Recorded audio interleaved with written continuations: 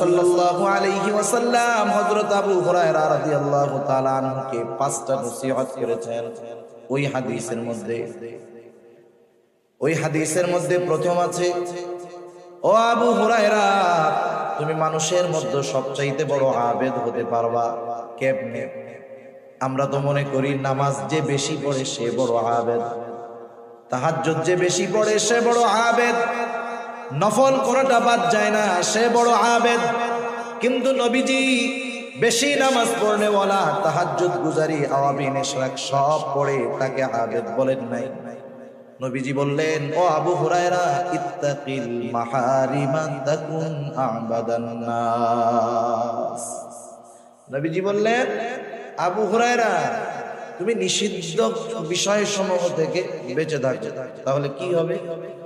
তুমি মানুষের মধ্যে সবচাইতে বড় আবেদ হয়ে যাবে। সুবহানাল্লাহ।